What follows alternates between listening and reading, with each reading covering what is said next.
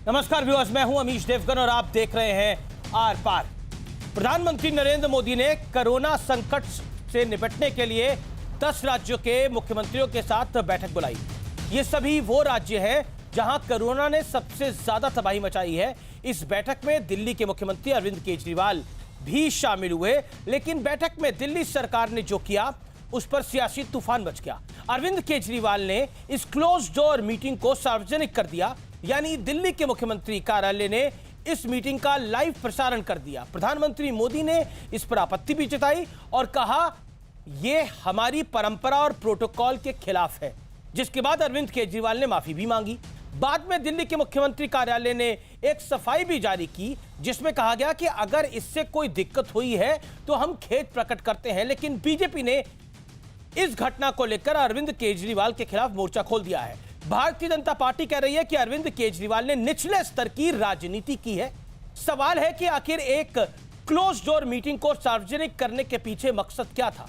क्या वाकई ये एक सियासी चाल चली गई है, जैसा कि बीजेपी आरोप लगा रही है? क्योंकि अरविंद केजरीवाल के अलावा किसी भी और दूसरे मुख्यमंत्री ने इसका लाइव टेलीकास्ट नहीं किया। आज इसी पर होगी देश की सबसे बड़ी बहस। क्या सांसों का संकट सियासी मौका?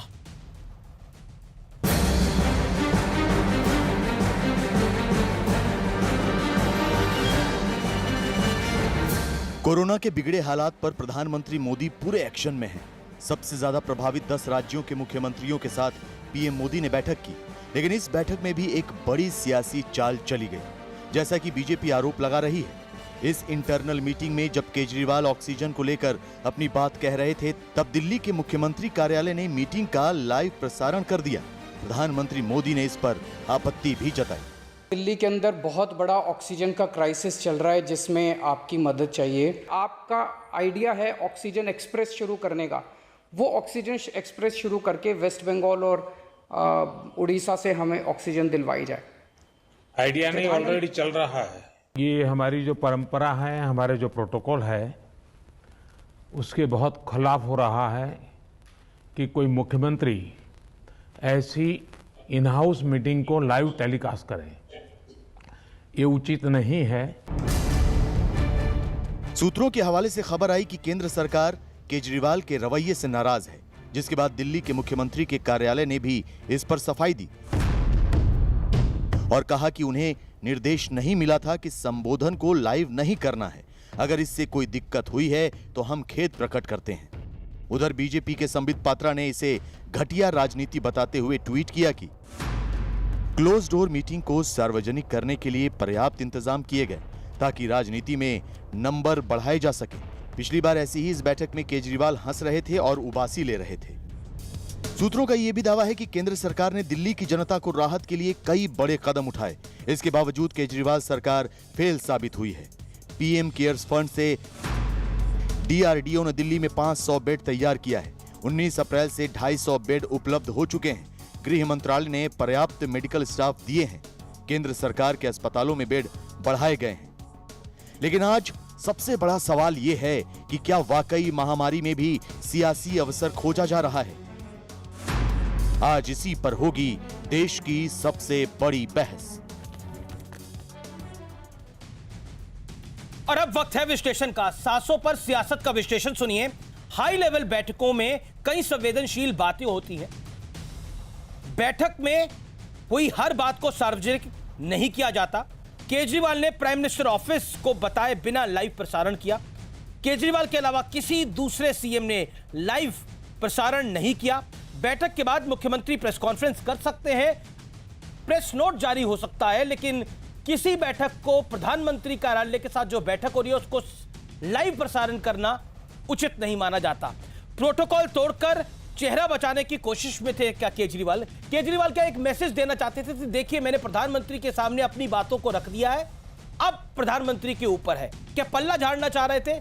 ये सब तमाम सवाल अब खड़े हो रहे हैं। मेरे साथ बात करने के लिए कई मेहमान हैं। मेरे साथ डॉक्टर संबित पात्रा हैं, जो कि भारतीय जनता पार्टी के प्रवक्ता है। मेरे साथ रागिनी नायक है, कांग्रेस पार्टी की प्रवक्ता है।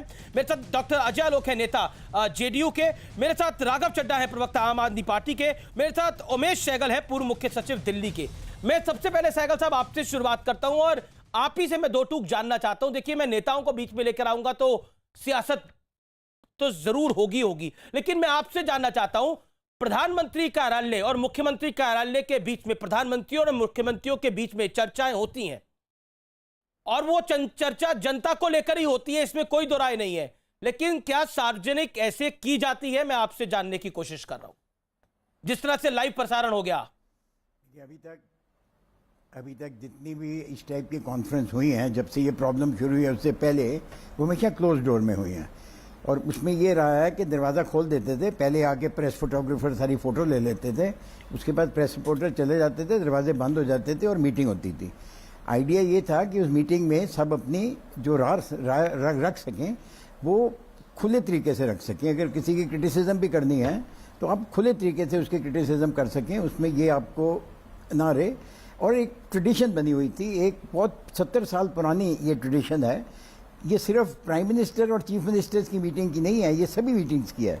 विज्ञान भवन में भी इतनी मीटिंग्स होती हैं और चीफ मिनिस्टर भी अपनी वहाँ मीटिंग करते हैं। किसी का लाइव टेलीकास्ट हो रहा है अभी तक सुना नहीं है। ये एक ऐसी ट्रेडिशन कोर्ट्स में भी है। कोर्ट्स में भी आप देखिए कि ओपन होती हैं, लोग उसमें जा भी सकते हैं। इस घटना को आप उमेश शगल इस घटना को आप कैसे रीड करते हैं? अब इस घटना को मैं तो ये करूंगा कि अगर ये 6-7 साल से चीफ मिनिस्टर नहीं होते तो मैं ये मानता कि चलो ये इनएक्सपीरियंस है इनका। अभी इतने पुराने ये चीफ मिनिस्टर हैं, इनको पता होना चाहिए। तो ज़्यादा से ज़्यादा इतना ही होगा कि इनसे पूछे बगैर इनके सेक्रेटेरिएट ने ये कर दिया होगा। अगर ऐसा हुआ है तो इनको एक्शन लेना चाहिए अपने सेक्रेटेरिएट के पास जाके। और सिर्फ माफ़ी मांगना इनफ नहीं है कि इतनी बड़ी इतनी इंपॉर्टेंट ट्रेडिशन है जो कि इतनी 100 सालों से, कई सैकड़ों सालों से चली आ रही है। कोर्ट्स में भी इस टाइप की चीज़ नहीं होती कि रिकॉर्डिंग की जाए जी। आजकल फ़ोन है, आप फ़ोन चलाते नहीं हैं, ऑन नहीं करते कि आपने जो प्राइम मिनिस्टर की भाषण हम रिकॉर्ड कर लें, ऐसा कोई नहीं करता। अगर ऐसा करने लगे तो फिर वहाँ लोगों को ये फ़ोन भी अलाउड नहीं होगा, वो कैमरा भी आप अंदर नहीं ले जा सकते, फिर ये सब चीज़ें हो जाएंगी। तो ये चीज़ें बाई फोर्स ऑफ लॉ नहीं चल रही हैं, इसमें कोई ऐसा कानून नहीं बना हुआ। भाई ये कानून से भी ज़्यादा ट्रेडिशन है, एक ट्रेडिशन है, एक प्रोटोकॉल है, नहीं किया जाता। ठीक है। मैं रुक करता हूं राघव चड्ढा साहब का और उसके बाद मैं संबित पात्रा आपको बताता हूं। राघव चड्ढा, कोई कानून तो नहीं है इसके, कोई रूल ऑफ लॉ में तो है नहीं ये। बाकी भी मुख्यमंत्री वहां पर थे। अभी कुछ देर पहले योगी आदित्यनाथ ने भी बोला कि आप अपनी नाकामियों को छुपाने के लिए इस तरह का तमाशा कर रहे थे। क्या आपको लगता है कि ये सोची समझी आपकी स्ट्रैटेजी थी या ये गलती से हो गया? अमीश भाई, आप एक बहुत अच्छे पत्रकार हैं और हमेशा ही बड़ी सकारात्मक बहस करते हैं। और आज मैं आपसे बस अनुरोध कर सकता हूं, इससे ज्यादा तो कुछ नहीं कर सकता, कि बहस का असली मुद्दा है ऑक्सीजन सप्लाई और कहां ऑक्सीजन सप्लाई को दुरुस्त करने में कमियां हैं, उन कमियों को दूर कैसे करें, ना कि मीटिंग में क्या हुआ, मीटिंग की बात बाहर किस माध्यम से आई, छत्तीसगढ़ सीएम की बात को एएनआई ने ट्वीट किया, योगी आदित्यनाथ के भाषण को किसी फलाने चैनल ने दिखाया या अरविंद केजरीवाल जी की लाइव फीड एएनआई ने दिखाई, ये विषय नहीं है। लेकिन आपने सवाल पूछा, मैं जवाब दूंगा, जवाब से भागूंगा नहीं।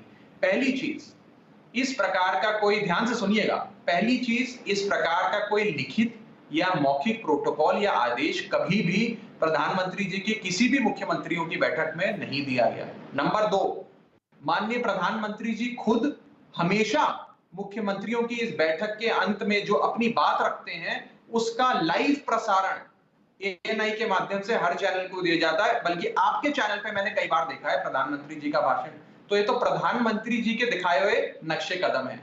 तीसरी चीज, अगर आप अरविंद केजरीवाल जी का भाषण सुने और अपने दिल पे हाथ रख के बताना अमीश जी, क्या उसमें आपको रत्ती भर राजनीति लगी?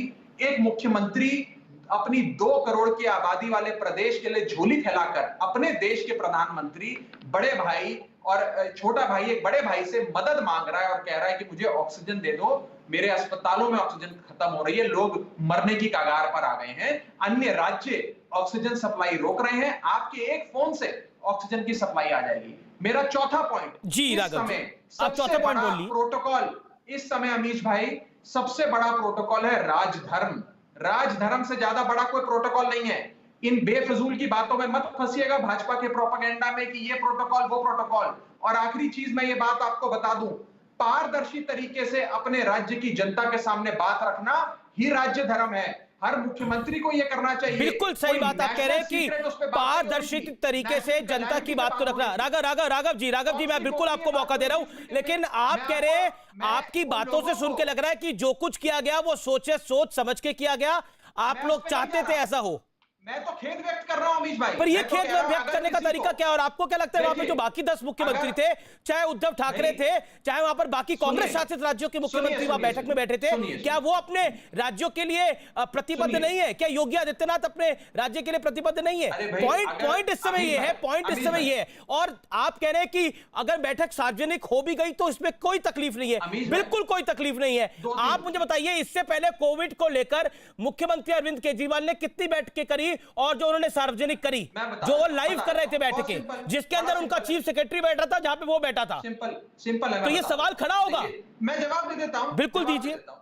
देखिए, इस समय आप ये बात कैसे बाहर आई, प्रेस कॉन्फ्रेंस करी कि प्रेस रिलीज दी कि वीडियो बाहर आ गया, अगर ये आपके लिए सबसे बड़ा विषय है तो मुझे बड़ा दुख होता है, क्योंकि सबसे बड़ा विषय इस समय ऑक्सीजन सप्लाई होना चाहिए अमीश भाई, और आप ये जिम्मेदार व्यक्ति हैं, जिम्मेदार एंकर हैं, आप ये बात समझते हैं। दूसरी चीज, मैं आपको एक चीज ये बता दूं, जब देश के प्रधानमंत्री जी इसी मुख्यमंत्री की बैठक में हर बार अपने भाषण को लाइव करते हैं, हर चैनल पे दिखाया जाता है, तब तो ठीक है हम सब राघव, तारीफ आपने पीट के अपनी बात देखते को हैं। रखा, अब मैं दूसरी संबित चीज, पात्रा को सुन लेके लो, आ रहा हूं। सुन लो, मेरी बात खत्म करने दो। एक नहीं, मिनट, आपने आप ही लगातार बोल रहे हैं। देखिए 10 सेकंड, बोलिए 10 बोलिए, आप सेकंड बोल ले लीजिए, 10 सेकंड और ले लीजिए। ज्यादा नहीं मांग रहा आपसे, 10 सेकंड मांग जी, रहा हूं जी, अमीश बोलिए। भाई। दूसरी चीज, अगर आज दिल्ली के मुख्यमंत्री पारदर्शी तरीके से प्रधानमंत्री जी के सामने क्या बात रखते हैं, अगर वो दिल्ली की जनता के सामने आती है, तो इसमें बुराई क्या है? कौन सी नेशनल सीक्रेट या कौन सी गोपनीय बात पे चर्चा हो रही थी? नेशनल सीक्रेट पे नहीं, नेशनल कैलेमिटी पे, नेशनल आपदा पे चर्चा हो रही थी, और उस आपदा का हल ढूंढ रहे थे सब लोग मिलके। प्रधानमंत्री जी हर बार अपने भाषण को लाइव करते हैं, इसी बैठक की भाषण को, तो क्या प्रधानमंत्री जी उस समय अपनी छवि चमकाते हैं? क्या प्रधानमंत्री जी उस समय राजनीति करते हैं? मुझे लगता है उस समय प्रधानमंत्री जी 135 करोड़ हिंदुस्तानियों को ढांढस बताते हैं। ठीक है राघव, आपने 10 सेकंड मांगे थे, 30 सेकंड ले लिए मुझसे। अब मुझे संबित पात्रा, देखिए अब संबित पात्रा को भी सुनने दीजिए। संबित पात्रा, वो कह रहे थे वो ढांढस बता रहे थे, वो दिल्ली की जनता के लिए साफगोई से बात कर रहे थे। बड़ा मुद्दा ऑक्सीजन है, बात लीक हुई ये मुद्दा नहीं है, ये नेशनल सीक्रेट नहीं है, ये नेशनल क्लैमिटी है। चलिए अभी पे मैंने बड़े ध्यान से सुना सबको। अब मैं 3 पॉइंट्स रखता हूं।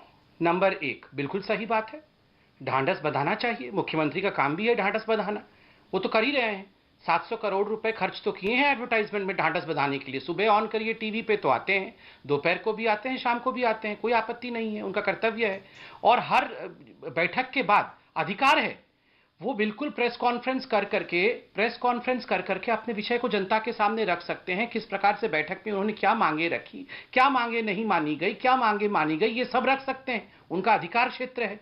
जहां तक ये कहते हैं कि प्रधानमंत्री जी भी तो अपनी बातों को लाइव टेलीकास्ट करवाते हैं, बिल्कुल लाइव टेलीकास्ट आपकी भी बातें होती है, प्रधानमंत्री जी की भी होती है, मगर सर्व अनुमति से पहले मीडिया को एक नोट जाता है कि फोटो अपॉर्चुनिटी के लिए हम इतने मिनट या इतने सेकंड देंगे, उतना ही आप दिखा सकते हैं। ये एक परंपरा 70 वर्षों से, जब से देश आजाद हुआ है, ये किसी भी मीटिंग की ये परंपरा है, उस परंपरा को हर कोई फॉलो करता है। मगर आपने बतौर मुख्यमंत्री, जबकि बाकी मुख्यमंत्री मौजूद थे, आपने केवल अपने पोर्शन को, और क्यों आप समझिएगा, जो दूसरा पॉइंट में बता रहा हूं, नियत, इसके पीछे नियत क्या था? टोपी ट्रांसफर कर देना मुझसे ना हो पाएगा जी। देखो जी, मैंने तो हाथ जोड़ के मांग लिया, ऑक्सीजन दे दो, मेरे पास नहीं है, बेड मेरे पास नहीं है, दे दो। अब मेरा काम समाप्त हो गया, दिल्ली वाले देख लो, मैंने सब प्रधानमंत्री जी को कह दिया है, अब प्रधानमंत्री जाने और आप जाने।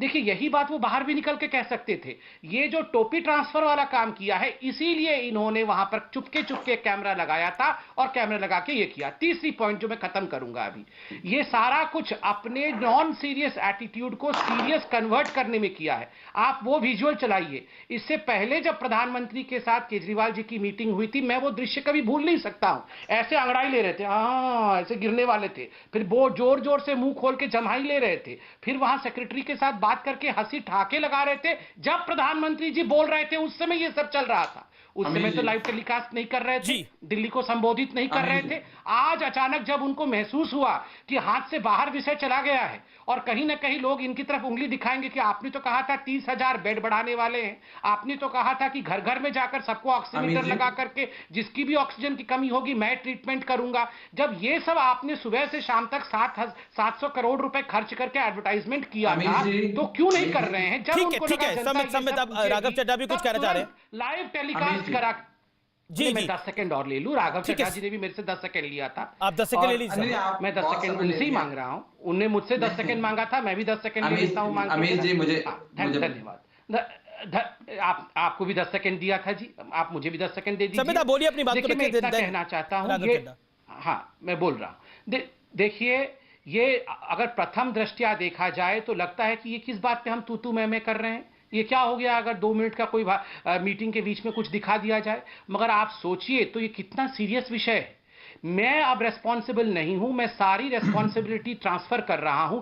जी मोदी जी तो कर रहे हैं, मगर आप बताइए, आपको भी तो मुख्यमंत्री चुना गया था, आप अब क्या मैं कर जवाब रहे देता हूं, 10 सेकंड हैं? का हो आपने गया कहा था अमीश भाई। 30,000 बेड ऐड कर दूंगा, एक बेड ऐड मैं किया जवाब क्या? दे देता हूं। एक बेड अमीश ऐड भाई, किया ठीक है, क्यों? सब ये सवाल आज अमीश जनता भाई, पूछ रही जी जी अमीश भाई, संबित, आपने अपनी अमीश बात को भाई, रखा। देखिए। राघव चड्ढा, आपने उमेश देखिए, सहगल मैं- साहब को भी सुना, उन्होंने बोला कि सिर्फ माफी से काम नहीं चलेगा, इसमें मुख्यमंत्री कार्यालय में सस्पेंशन तक होनी चाहिए। अभी उमेश सहगल साहब ने बोला, जो कि एक अनुभवी ब्यूरोक्रेट है। आप देखिए, अपनी मैं बात को दो रखिए। चीज़- और जिस तरह से बीजेपी कह रही है, और बीजेपी का साफ तौर पर कहना है कि आप लोग टोपी ट्रांसफर कर रहे हैं, आप लोग नहीं संभाल पा रहे। मोहल्ला क्लिनिक जो आप कहते थे जमीन पर है, वो इस समय मोहल्ला क्लिनिक कहां पर है? वहां पे कितने टेस्ट हो रहे हैं? वहां पे कितने बेड क्रिएट हुए हैं? ये सब सवाल पूछे जा रहे हैं आपसे। मैं बोलिए जवाब राघव जी। देता हूं। जवाब थोड़ा समय दीजिएगा। पहले तो बिल्कुल। अमीश भाई, ये एक आपदा का समय है, सबको मिलके काम करना चाहिए। और इसमें अगर राजनीति हो, और खास करके ये comedy nights with Sambit Patra चलाया जाए इन न्यूज चैनल की डिबेट पे, ये तो वो comedy सही nights नहीं है। है। इस समय ये कॉमेडी ये नाइट्स का समय comedy नहीं nights कौन सी ये बात है? गंभीर आप विषय है, अपनी और responsibility गंभीरता से इस पे transfer बात कर रहे हैं। होनी This is चाहिए। not देखिए, comedy मैं आपके nights, बीच में नहीं बोला This is कि comedy seriousness। nights with Sambit Patra आप बंद होना बिल्कुल, पड़ेगा। मैं आपके अगर बीच इस में नहीं प्रकार की बोला। हल्की बातें करेंगे मैं तो मैं आपके बीच आपसे में नहीं बोलूंगा बोला। ये हल्की बातें नहीं देखिए, चलने अमीश वाली जी, है। 2-3 चीजें लोग हैं। मर रहे हैं, दिल्ली के आप अंदर- कॉमेडी अमीश नाइट भाई- करना चाहते हैं। अमीश व्हाट इज भाई- कॉमेडी नाइट? अमीश भाई,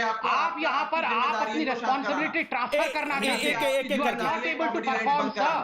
ठीक है, संबित। आप कॉमेडी कर रहे हैं। देखिए, कॉमेडी ऑफ एरर्स हो रहा है दिल्ली में। आप इनके पास आप चले बंद जाइए, करिए। इसके बाद आप पहले तो हमारा कह रहे थे जवाब आप- देंगे। ठीक है। नहीं, आप बंद करिए इस प्रकार की अच्छा, बातें जी, मैं करना। संबित, देखिए, मेरा निवेदन है, मेरे 2 मेहमान और हैं। है कि आप कॉमेडी नाइट्स कह रहे हैं।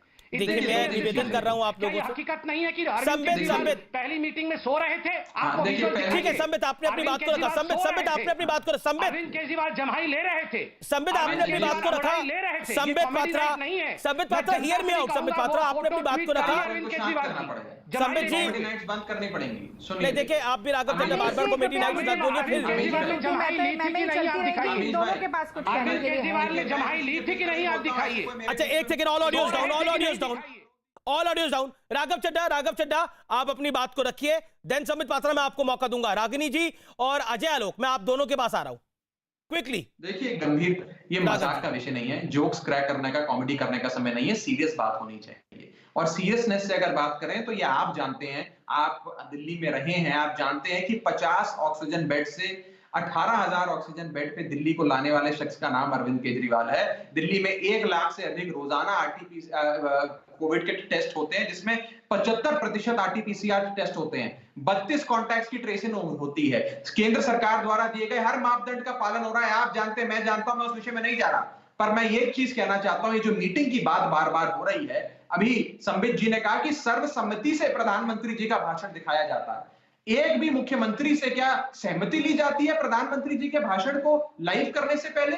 और जिस वीडियो का कथाकथित उदाहरण देकर ये आरोप लगा रहे हैं कि मुख्यमंत्री अरविंद केजरीवाल जी आराम कर रहे थे जब प्रधानमंत्री जी भाषण दे रहे थे, वो भी मुख्यमंत्रियों की बैठक थी। वो वीडियो खुद प्रधानमंत्री कार्यालय ने लाइव कराया ANI पे, तो उसमें तो इनको नहीं नजर आता है। आज बिना राजनीति करे, झोली फैलाकर 2 करोड़ के राज्य की आबादी वाले मुख्यमंत्री अगर अभी अपने ही देश के लोकप्रिय प्रधानमंत्री से झोली फैलाकर ऑक्सीजन की मांग करें, सांस की मांग करें, तो इनको आग लगती है। दूसरी चीज, केंद्र सरकार से सवाल क्यों नहीं पूछा जाएगा? केंद्र सरकार से इसलिए सवाल पूछा जाएगा अमीश भाई, क्योंकि ऑक्सीजन का राज्यों में वितरण केंद्र सरकार की जिम्मेदारी है। बिल्कुल, आपकी बात सही है। केंद्र सरकार से सवाल पूछिए, और आप केंद्र सरकार से सवाल पूछिए, और केंद्र सरकार से मदद मांगे, केंद्र सरकार आपकी मदद करे, ये बिल्कुल जायज है। लेकिन सियासत कर रहा है इसके ऊपर। देखिए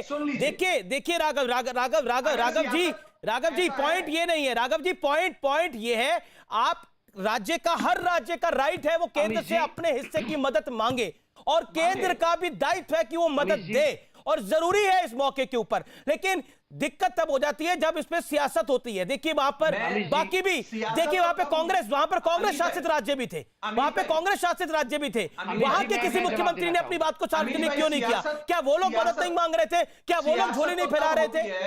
अमीश भाई, सियासत तो तब हो अगर मैं संबित भाई पे आरोप लगाऊं कि देश के प्रधानमंत्री और गृह मंत्री बंगाल में 10-10 लाख लोगों की जनसभा को संबोधित कर रहे थे, जब 2 लाख लोग रोज भारत देश में संक्रमित हो रहे थे और हजारों लोग रोज। ठीक है, मैं संबित का जवाब लेता हूं, देन रागिनी नायक है नजायलो। Okay Sambit, response to this. Okay Sambit Patra फैलाकर दिल्ली वालों के लिए संबित तो अमीश मैं जवाब देता हूं। संबित जी ठीक है, राघव जी आपने बात रखा और कोई किसी के बीच में ना बोले, ये मेरा निवेदन है। Sambit Patra 50 seconds quick reply. Amish ji, अभी आम आदमी पार्टी के प्रवक्ता ने कहा कि ऑक्सीजन सप्लाई करना तो केवल केंद्र का काम है, इनके हाथ में तो ऑक्सीजन का काम ही नहीं है। साथ ही साथ उन्होंने उसी श्वास में कहा कि अरविंद केजरीवाल उस शख्स का नाम है जिसने एक बेड से 18,000 ऑक्सीजन बेड दिल्ली में बना दिया। कैसे बना दिया? ऑक्सीजन कहां से ले आए आप बताइए? मतलब मोदी जी ने ही ऑक्सीजन दिया ना, केंद्र ने ही ऑक्सीजन दिया जो 18,000। मतलब आप टीवी में एडवर्टाइजमेंट करके कहें कि अरविंद केजरीवाल ने 18,000 ऑक्सीजन बेड बना दिया, जब बना दे तो उसकी क्रेडिट आप ले ले, और बाकी बाद में कहे कि ऑक्सीजन हमारे पास नहीं है, ये तो मोदी जी देंगे तभी हम बना पाएंगे। ये मीठा मीठा गपगप और कड़वा कड़वा थू थू कैसे हो जाएगा? नंबर 1। नंबर 2, इन्होंने कहा कि ऑक्सीजन सप्लाई करना बिल्कुल ठीक बात है, हमारा काम है, इनका अधिकार है। हमने 480 मेट्रिक टन इनका कोटा बढ़ाया है, जिसके कारण अरविंद केजरीवाल जी ने कल धन्यवाद दिया। मैं न्यूज 18 इतना बड़ा चैनल है, मैं आपसे रिक्वेस्ट करता हूं, अगर इस शो के बीच में आप इस छोटी सी मेरी रिक्वेस्ट को मान सके, आज से 6 दिन पहले के अरविंद केजरीवाल जी के प्रेस कॉन्फ्रेंस को निकालिए, जिसमें कि जब पत्रकारों ने उनसे पूछा तो अरविंद केजरीवाल जी बाकायदा कह रहे हैं कि कोई ऑक्सीजन की कमी नहीं है और किसी प्रकार का कोई बेड की कमी नहीं है, रेमडेसिविर की कमी नहीं है, सब कुछ पर्याप्त मात्रा में दिल्ली के पास है। 6 दिन पहले सब कुछ ठीक था, उसके 2 दिन बाद उन्होंने ट्वीट कर दिया कि 3 घंटे का ही ऑक्सीजन शेष है, उसके बाद खेल समाप्त हो जाने वाला है, सब कुछ खत्म हो जाएगा। बताइए, एक मुख्यमंत्री जो एंटीसिपेट भी नहीं कर सकते हैं कि अपने राज्य की परिस्थिति 2 दिन के अंदर क्या होने वाली है, केवल और केवल सुबह से शाम तक 700 करोड़ रुपए खर्च करके एडवर्टाइजमेंट में व्यस्त है, वह मुख्यमंत्री आज उन्होंने जो मीटिंग में किया है प्रधानमंत्री के, वो केवल उनके प्रचार के भूख को दर्शाता है। वो केवल और केवल अपने प्रचार के लिए। और देखिए, किसी बाकी मुख्यमंत्री किसी ने किया इस प्रकार का काम? किसी ने नहीं। जबकि ऐसा नहीं है कि बाकी मुख्यमंत्री अपने राज्यों के लिए दायित्ववान नहीं है, सबका अपने अपने राज्यों के लिए दायित्व है और सब निर्वहन कर रहे हैं। मैं राघव आपको मौका दूंगा, मुझे रागिनी नायक को लाने दीजिए। मुझे पता है आप बोलना चाह रहे हैं, हाथ भी खड़ा कर रहे हैं, लेकिन मुझे रागिनी नायक को लाने दीजिए। रागिनी, मैं आपके पास आता हूं। देखिए रागिनी, हम सबको पता है परिस्थिति क्या है, एक महामारी है, एक महासंकट है। ऐसा नहीं है ये संकट दिल्ली में है तो महाराष्ट्र में नहीं है, ये महाराष्ट्र में भी उतना ही विकराल है जितना दिल्ली में विकराल है, ये छत्तीसगढ़ में उतना विकराल है जितना ये गुजरात में विकराल है। लेकिन उसके बीच में politics of this level, what is your view Ragini ji? Amish ji, सबसे बड़ा दुर्भाग्य यह है कि आज आपके चैनल पर जिस तरीके की तू मैं और एक की लकीर मिटा के अपनी लकीर को ऊंचा करने की होड़ दिखाई दी, वही कुछ हुआ पीएम सीएम की मीटिंग के बाद, जिससे देश की जनता को बहुत ज्यादा अपेक्षा थी। देश की जनता चाहती थी कि इस आपदा में कोई निराकरण निकल कर आए, कोई समाधान निकल कर आए, लेकिन समाधान तो छोड़िए, सुझाव तो छोड़िए, केवल सियासत ही सियासत निकल कर आई। आपने देश की परिस्थिति की बात की तो मुझे कहना पड़ेगा कि चिरागों के बदले चिता जल रही है, नया है जमाना, नई रोशनी है। तो देखिए, जो न्यू इंडिया बनाया गया है मोदी जी के राज में, उसमें विश्व गुरु हम बन गए हैं कोरोना में। और इसीलिए शायद क्योंकि ऑक्सीजन की बहुत कमी है, दवाइयों की, वैक्सीन की कमी है, लॉकडाउन पे कोई स्ट्रैटेजी नहीं है, जो कि सुप्रीम कोर्ट ने अभी 1-2 दिन पहले ही कहा और एक राष्ट्रीय पॉलिसी बनाने के लिए मोदी जी को बोला है। तो असल में आज हम चाहते थे, देश की जनता चाहती थी कि मोदी जी इस विषय पर कुछ बोले और ये बताएं, और वो बात सार्वजनिक भी की जाए कि क्या हो रहा है ऑक्सीजन, वैक्सीन, दवाई और लॉकडाउन के संबंध में, क्या एक राष्ट्रीय नीति की तरफ हम बढ़ रहे हैं। वही अब मैं कुछ केजरीवाल जी के प्रवक्ता से भी मैं सवाल पूछना चाहती हूं। आप देखिए, कांग्रेस पार्टी ने लिखित रूप में कई बार ये मांग की है कि दिल्ली के मुख्यमंत्री और एलजी के बीच में जो मीटिंग होती है दिल्ली के कुप्रबंधन और कुप्रशासन को लेकर, वो सार्वजनिक की जाए। लेकिन आज तक वो कोई मीटिंग सार्वजनिक नहीं हुई। क्या ऑक्सीजन का हाल है? एक आरटीआई हुई थी, दिल्ली एनएसयूआई के अध्यक्ष अक्षय लाकड़ा ने की थी, जिसमें यह बताया गया कि 2015 से लेकर 2019 तक 40,000 अस्पताल में नए बेड लगाने का इन्होंने वादा किया था। ये केवल 394 बेड लगा पाए। उसी आरटीआई में यह भी पता चला कि मोहल्ला क्लिनिक जो है उसमें दवाइयों का वितरण नहीं। आज दिल्ली की जनता चाहती थी कि मुख्यमंत्री ये बोलते, हाथ जोड़ के असहाय होने के दिखने के बजाय ये बताते कि कितने आरटीपीसीआर टेस्ट हो रहे हैं दिल्ली के मोहल्ला क्लिनिक में, ये बताते कितनी रेमडेसिविर बटी है दिल्ली के मोहल्ला क्लिनिक से, ये बताते कि दिल्ली ने कितने नए ऑक्सीजन प्लांट लगाए हैं। लेकिन ये कुछ बताया नहीं गया। और मुझे बड़ा दुख है अमीश जी कि हुआ क्या, एक है प्रचार मंत्री, जो एक मुख्यमंत्री ऐसे हैं जो कि 556 करोड़ रुपया प्रचार में खर्चते हैं एक साल में, और एक है आत्ममुग्ध प्रधानमंत्री, और दोनों केवल इस बात में लगे थे कि कौन किसको अपने से 19 साबित कर दे। दिल्ली की जनता, देश की जनता के लिए कौन सा सुझाव इस मीटिंग से निकल कर आया, मैं जानना चाहती हूं। आज नक्शे कदम पे चलने की बात राघव चड्ढा कर रहे हैं, तो मुझे बता दें कि मोदी जी जो आपदा में अवसर खोजते हैं, क्या उन्हीं के नक्शे कदम पे चल के केजरीवाल जी भी आज आपदा में अवसर खोज रहे थे? पहले राघव चड्ढा, राजधर्म का पाठ मोदी जी को तो पढ़ा दिया अटल बिहारी वाजपेयी जी ने, आप क्यों नहीं राजधर्म निभाते? ठीक है, पहले राघव चड्ढा, फिर संबित पात्रा। ठीक है राघव जी, वो हाथ जोड़कर भीख मांगते हुए नजर आए और अपनी असहायता दिखाएं, बजाय इसके कि ये बताएं कि उन्होंने दिल्ली की जनता के लिए किया क्या है अब तक। मैं राघव चड्ढा दो बातों पर आपका ध्यान लेके आना चाहता हूं। आज बैठक के अंदर दो चीजें ऐसी हुई कि सीएम द्वारा कहा गया कि एयरलिफ्ट करानी चाहिए, जबकि एयरलिफ्ट हो रही है, प्रधानमंत्री ने भी इसका जवाब दिया। उसके बाद कोविड माफ करिए ऑक्सीजन एक्सप्रेस चले, जो प्रधानमंत्री ने बोला वो चल रही है और ऑक्सीजन पहुंचा रही है। यानी केंद्र जो काम कर रहे हैं, जो कि सार्वजनिक तौर पे मीडिया में भी आ रहे हैं, उसकी जानकारी सीएम पे नहीं थी, ये भी बीजेपी आरोप लगा रही है। और इस पर आप क्या कहना चाहते हैं? जो ऑलरेडी हमें पता है कि एयरलिफ्ट आज सुबह से एयरफोर्स कर रही है, कल भी एयरफोर्स ने एयरलिफ्ट करा है, व्हाट इज योर व्यू? यानी शुक्रवार को भी करा है और गुरुवार को भी किया है। देखिए, दो तीन चीजें। पहली बात है कि मुख्यमंत्री जी ने एयरलिफ्ट की बात नहीं करी थी, एक्सप्रेस की बात करी थी, और ये कहा था कि वो दिल्ली तक भी आए। अन्य राज्यों में जरूर जा रही है ट्रेन के माध्यम से, लेकिन रेल के माध्यम से दिल्ली तक भी ऑक्सीजन आए, क्योंकि जो दिल्ली का कोटा 378 मेट्रिक टन से बढ़ाकर 480 मेट्रिक टन ऑक्सीजन का किया गया है, लगभग 100 मेट्रिक टन बढ़ाया गया है अमीश भाई। ये 100 मेट्रिक टन उड़ीसा और पश्चिम बंगाल के इलाकों से आएगा। उड़ीसा और पश्चिम बंगाल के जो शहर जहां से वो आएगा, वो यहां से 1500, 1700, 2000 किलोमीटर की दूरी पर है। अगर ट्रक से आएगा तो कई घंटे लग जाएंगे। इसीलिए ट्रेन की गुहार लगाई मुख्यमंत्री जी ने, और बिल्कुल फैक्चुअली स्टडी कर बात रखी। आप भाजपा की प्रोपेगेंडा पर मैं ज्यादा इसमें कुछ विषय में पढ़ के अपना समय बर्बाद नहीं करूंगा। मैं आपको दो तीन चीजें बता देता हूं। पहली चीज तो ये है कि जहां तक नहीं, पर ऑक्सीजन एक्सप्रेस पे बात है, ऑक्सीजन एक्सप्रेस पे केजरीवाल जी बोले थे, नहीं बोले थे? नहीं, ऑक्सीजन एक्सप्रेस पे बोले थे, एयरलिफ्ट पे नहीं बोले थे। हाँ, तो ऑक्सीजन एक्सप्रेस भी चल रही है कि नहीं चल रही है, और कब से चल रही है? दिल्ली तक नहीं आ रही है, दिल्ली तक नहीं आ रही है। समस्या यह है कि वो दिल्ली तक नहीं आ रही है, अन्य राज्यों में जरूर जा रही है। उड़ीसा की ट्रेन के माध्यम से कर्नाटक में जा रही है, कर्नाटक से एक राज्य से लेकर नीचे तमिलनाडु तक जा रही है, लेकिन दिल्ली तक नहीं आ रही है। हमारा अनुरोध यह था कि दिल्ली तक लाया जाए। देखिए, गंभीर बहस उस समय होगी जब हम मुख्य विषय पर आए, इधर उधर की गंदी राजनीति छोड़ दें। अगर आज एक प्रदेश के मुख्यमंत्री अपने प्रदेश की जनता की सांसों की रक्षा करने के लिए, उनके लिए ऑक्सीजन को हासिल करने के लिए प्रधानमंत्री के सामने हाथ जोड़ें, गिड़गिड़ाएं, झोली फैलाएं, तो उससे कोई बड़ा छोटा नहीं हो जाता। अगर हम दिल्ली वालों के लिए हमें हाथ जोड़ने पड़ेंगे तो हम हाथ जोड़ेंगे।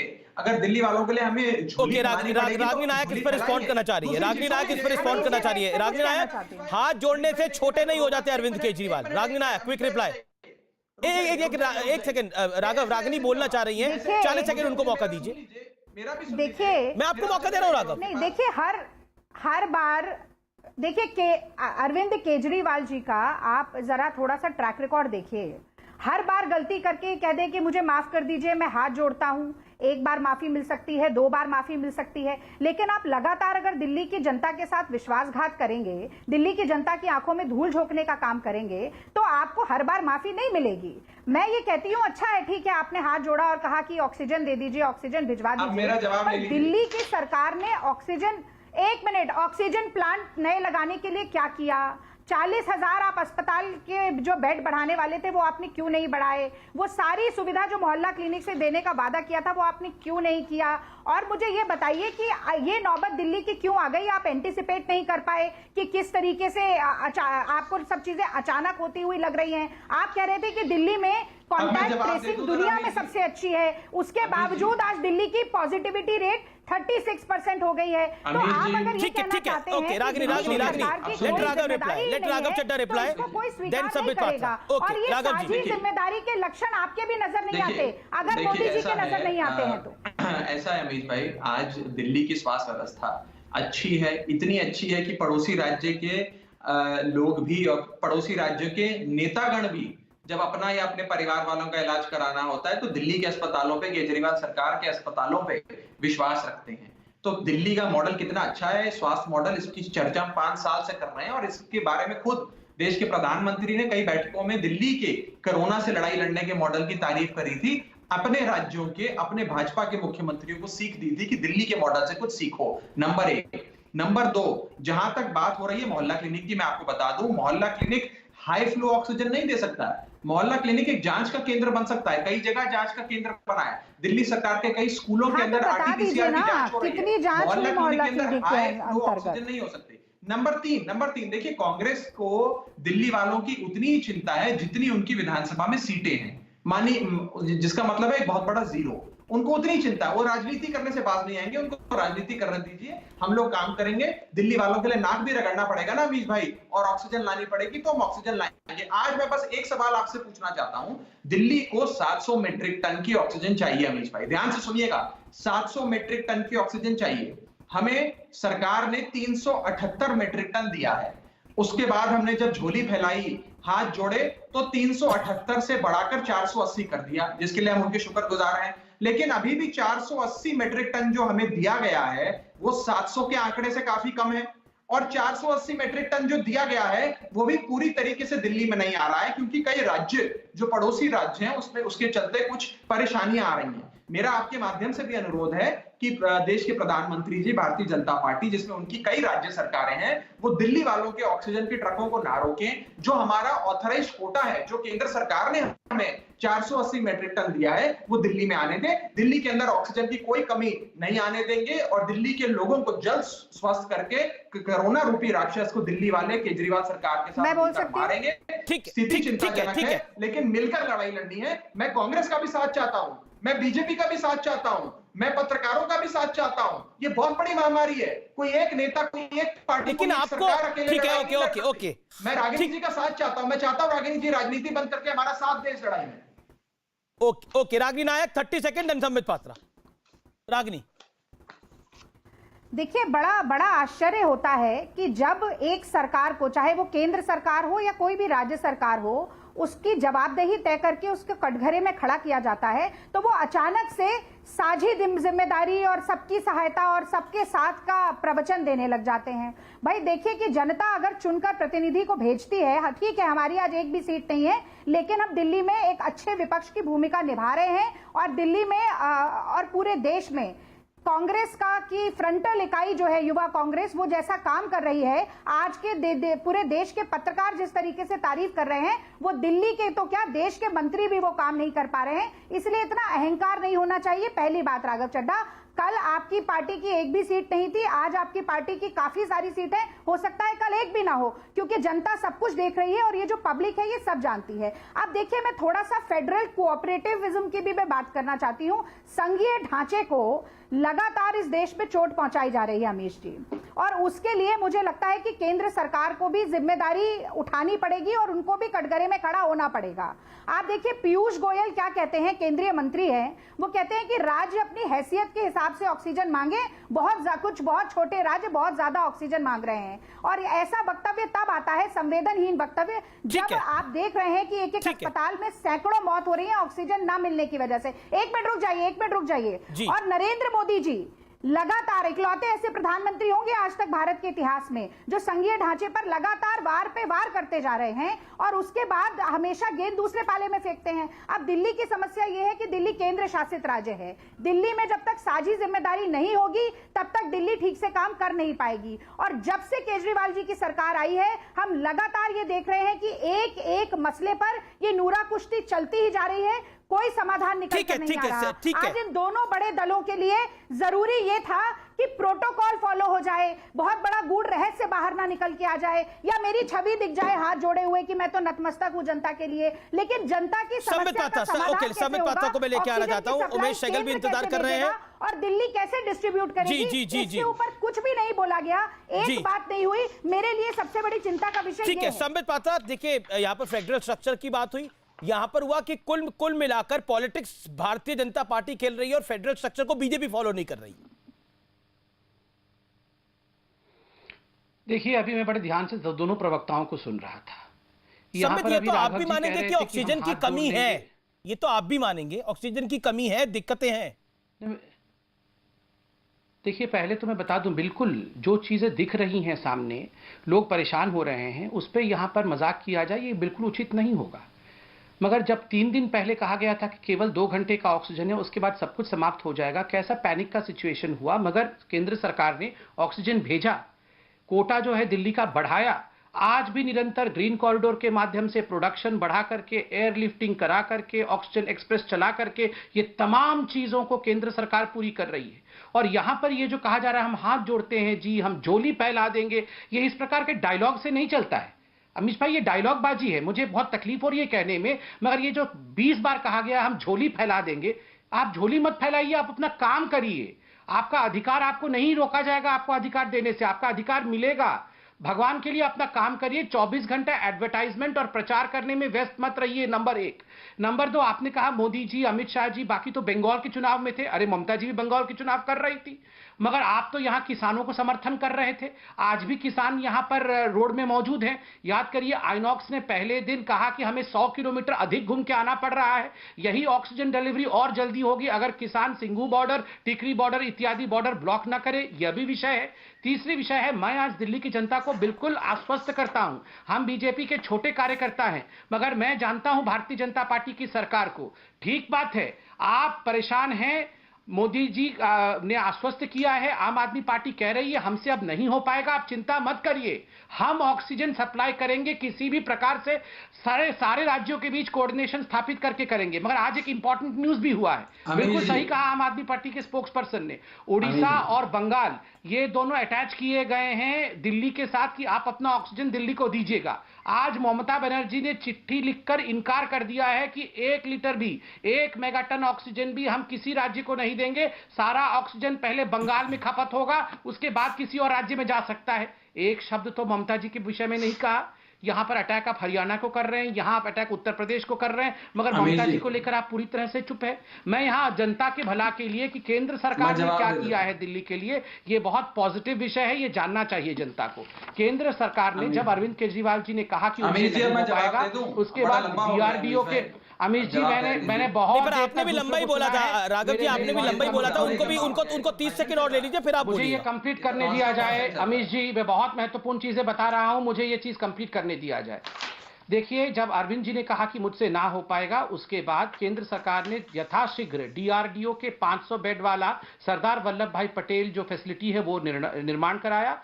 250 बेड्स इसमें से ऑक्सीजनेटेड बेड ये अभी कार्यरत हैं। मंगलवार से आप देखिएगा बाकी 250 बेड भी कार्यरत हो जाएंगे। अरविंद केजरीवाल जी के सरेंडर के पश्चात तुरंत मेडिकल फैटर्निटी और paramedical staff ministry of home affair द्वारा भेजे गए हैं इन 500 बेडेड हॉस्पिटल के लिए। सेंट्रल गवर्नमेंट की जो कैपेसिटी थी आज से पहले, अर्थात इस सर्ज से पहले 1090 बेड की दिल्ली के तमाम सेंट्रल गवर्नमेंट हॉस्पिटल को, उसको पहले बढ़ाकर प्रथम चरण में 3800 बेड, जिसमें कि 480 आईसीयू बेड थे, वो किया गया। अब बढ़ाकर के 4160 बेड, जिसमें कि 730 बेड आईसीयू का है, ये किया गया। दिल्ली के ऑक्सीजन को 378 से बढ़ाकर 480 मेट्रिक टन किया गया।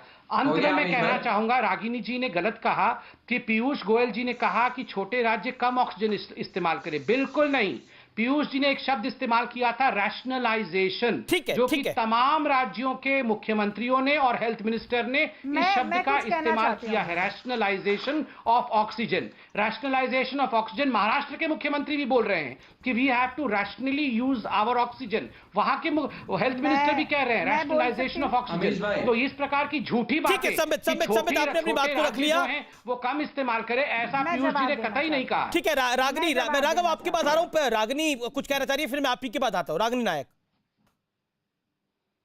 देखिए मुझे लगता है अगर रैशनलाइजेशन की बात होगी तो संबित पात्रा जी को अपना पूरा वक्तव्य आज जो आपके चैनल पे दिया है उसे रैशनलाइज करना पड़ेगा। देखिए तुलसीदास जी ने एक बात कही है, मुखिया मुख सो चाहिए, खान पान सब एक, पाले पोसे सकल अंग तुलसी सहित विवेक। यानी कि जो नेता है ना देश का, वो ऐसा होना चाहिए कि उसके नेतृत्व में हर राज्य की समान रूप से सेवा हो सके, हर राज्य समान रूप से आगे बढ़ सके।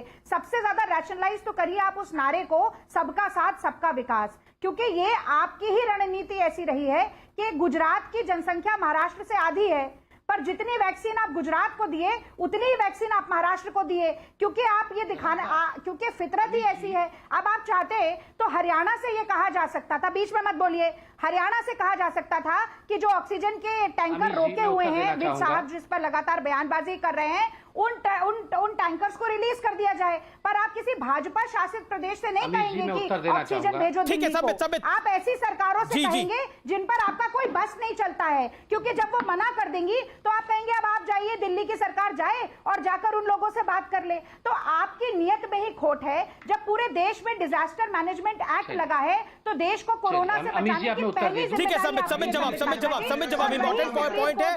आपने दिल्ली की सरकार को फंसा दिया है, मतलब लेकिन रागिनी आप भी मान रही हैं कि बंगाल की सरकार, बंगाल में जो मौजूदा मुख्यमंत्री हैं वो चीज वो नहीं करेंगी जो आवश्यकता है, और महाराष्ट्र की सरकार भी वो चीज नहीं करेगी जो आवश्यकता है। आप ये मान रही है बात को रागिनी? 1 सेकंड संबित। महाराष्ट्र ने देश में सबसे ज्यादा लोगों को वैक्सीनेट किया है अभी तक, सबसे ज्यादा फ्रंटलाइन वर्कर्स को, सबसे ज्यादा हेल्थ वर्कर्स को। आप पूछिए, आपके बिहार के प्रवक्ता अभी तक आए नहीं, बिहार में कितने लोगों को वैक्सीनेट कर पाए? 50 लाख से ज्यादा आंकड़ा नहीं पहुंचा। ठीक है संबित जवाब में बोलकर आए संबित जवाब दें राघव चड्ढा। वैक्सीन का दाम ठीक है रागिनी आपने बोल लिया, आपका इंतजार करा, राघव भी इंतजार करे, संबित भी इंतजार करे। ओके रागिनी जी मेरा निवेदन स्वीकार कर लीजिए। रूप में उभर कर आए हैं। जी संबित जी। अमित जी, इन्होंने कहा कि नेता हो तो राहुल गांधी जैसा हो, जो सबको समान दृष्टि से देखता हो। आप बताइए, सबसे ज्यादा आलोचना करने का काम, सबसे ज्यादा भारत वर्ष को नीचा दिखाने का काम। अमित जी मैं तो बीच में नहीं, आप चुप करिए, बीच में मत बोलिए, चुप हो जाइए, बीच में मत बोलिए। अमित जी आप देखिए, अमित जी मैं तो इनके बीच में नहीं बोलता हूं, कृपया करके। Thank you. देखिए, इन्होंने कहा नेता हो तो राहुल गांधी जैसा हो। जिस प्रकार की राजनीति राहुल जी और गांधी परिवार ने गिद्ध पॉलिटिक्स किया है इस पूरे में, वो हमने देखा है। वैक्सीन को लेकर यही गांधी फैमिली जिस प्रकार की अपभ्रंशताएं फैलाई है कि ये वैक्सीन पानी है, ये वैक्सीन ने 3 राज्यों के मुख्यमंत्रियों ने, पंजाब के, छत्तीसगढ़ के, राजस्थान के मुख्यमंत्रियों ने बतौर चिट्ठी जारी करके बताया कि हम कोवैक्सीन अपने राज्यों में घुसने नहीं देंगे। और आज इनकी बात सुनिए कि हमने सबसे ज्यादा वैक्सीनेट कर दिया। इनके जिस प्रकार का इर्रेस्पॉन्सिबल बिहेवियर रहा आज नहीं, महाराष्ट्र में भी तो इसी प्रकार की बातें हुई। महाराष्ट्र में क्या क्या बातें नहीं हुई वैक्सीन को लेकर। महाराष्ट्र में जिस प्रकार से वैक्सीन हेजिटेंसी को लेकर पहले बढ़ावा एमवीए की, और वहां तो वसूली चल रहा था जी, वहां तो ये सारे लोग वसूली करने में लगे हुए थे। ये आपको क्या लगता है कोरोना बचाने में लगे हुए थे? उस समय 100 करोड़ रुपए प्रति माह कैसे कमाया जाए, ये पूरा का पूरा गांधी परिवार से लेकर एमवीए की सरकार उसी में लगी हुई थी। अगर ये वसूली का आधा रकम भी खर्च करते कोरोना के इंफ्रास्ट्रक्चर पर, तो आज महाराष्ट्र 40 से 50% कॉन्ट्रीब्यूट नहीं कर रहा होता कोरोना के लिए। बेचारे महाराष्ट्र की जनता को जिस प्रकार से इन्होंने कोरोना के धू-धू जलते हुए आग में धकेल दिया है, इनको तो राजनीति करनी ही नहीं चाहिए। ये राजनीति करने निकले हैं। और जहां तक ये आम आदमी पार्टी का सवाल है, अभी आम आदमी पार्टी वाले कह रहे थे कि देखिए अरविंद केजरीवाल तो कितने बड़े हैं, इतने सारे बेड बना दिया है, इतना रिसोर्सेज इन्होंने कर दिया। देखिए, जब इनकी मौका होता है तब ये कहते हैं कि अरविंद केजरीवाल जी कुछ नहीं कर सकते, सारा कुछ केंद्र सरकार करेगी, तभी अरविंद केजरीवाल जी कर सकते हैं। और जब इनको लगता है कि हाथ से जो है पूरा मुद्दा छूट गया है, तब कहते हैं अच्छा अब हम कुछ भी नहीं कर सकते। ये बड़ी अजीब बात है। मतलब जब समय ठीक हो तब सारा क्रेडिट अरविंद केजरीवाल का, और जब समय खराब हो सारा ठीकरा लेके मोदी जी के ऊपर। ओके राघव ये किस चड्ढा, प्रकार से चल सकता है? राघव चड्ढा को मैं लेके आना चाहता हूँ। राघव चड्ढा बोलिए, आप अपनी बात को रखिए। मैं रागनी आपको मौका दूंगा। राघव चड्ढा, थोड़ा और मौका दीजिए संबित जी को। ऐसा लग रहा है कि केवल संबित जी बोल रहे हैं इस चैनल पे और तो कोई बोल नहीं रहा। नहीं राघव जी, आपको भी मौका मिल रहा है, आप भी अपनी बात को रखिए। नहीं, आप संबित जी को लाइव बुलाकर उनके साथ 1 to 1 करिए। फिर हमें क्यों बुलाते हैं जब हमें नहीं बुलवाना आपने? तो उनसे लाइव 1 to 1 इंटरव्यू करिए, उनका उन्हीं को बुलवाइए। इतनी देर से हम इंतजार कर रहे हैं, वो लगातार। नहीं, रागनी नायक बोल रही थी, फिर संबित बोल रहे थे, फिर रागनी नायक बोल रही थी। आप अपनी बात को रखिए ना राघव जी। पहले मन बना लीजिए कि आपको बुलवाना किसको है अमीश भाई के।